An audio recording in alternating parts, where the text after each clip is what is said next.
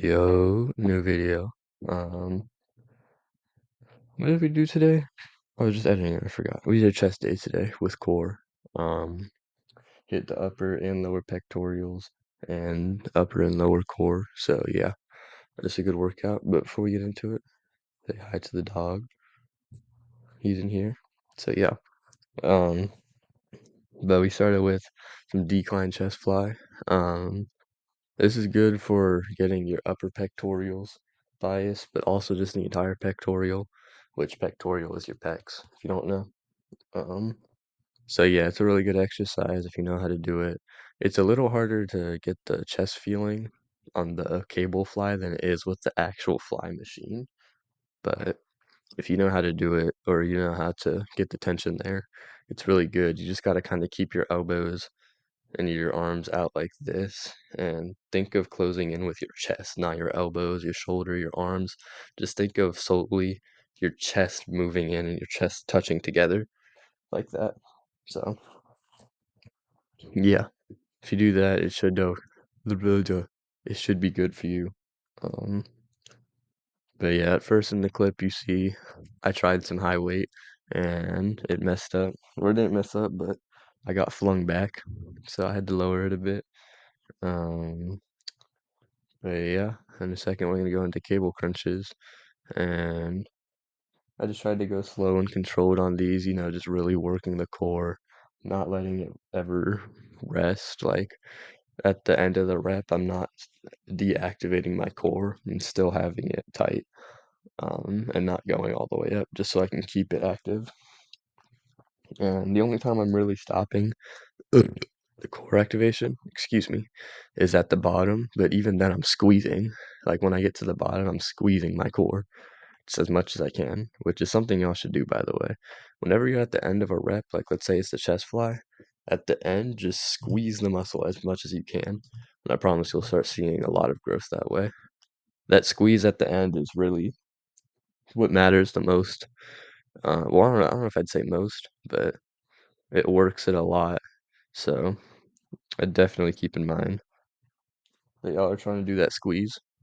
Um, and yeah, in a second we're gonna go into some bench press. I just threw on some 45s on each side.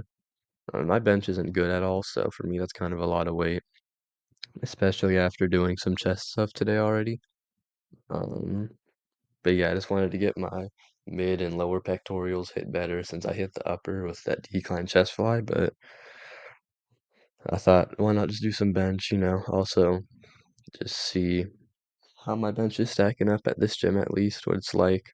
I'm trying to do it more so I can get my bench number higher because I don't really care too much about it, but it's kind of weird having this body and then not being able to even bench like 200 pounds.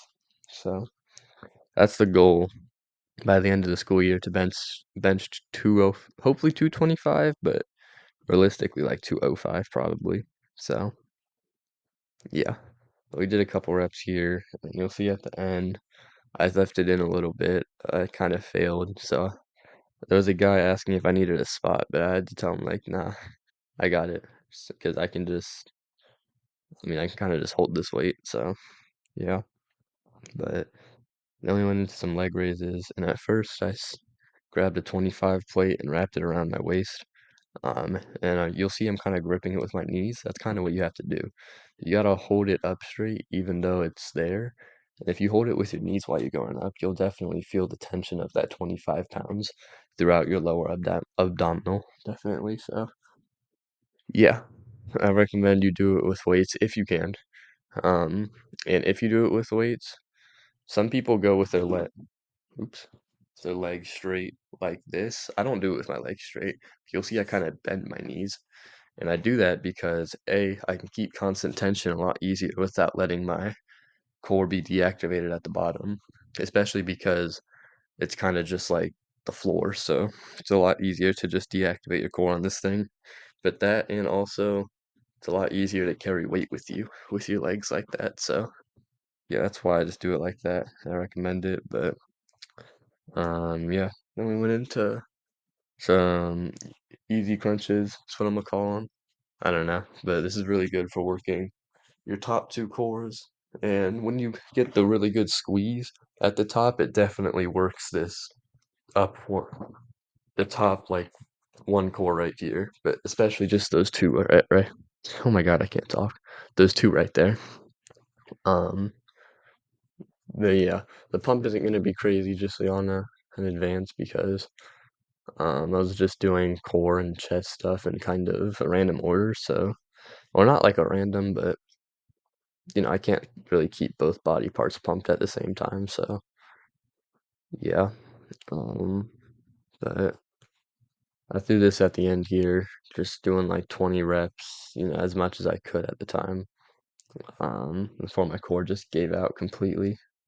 And yeah, I'm gonna go to the pump in a second.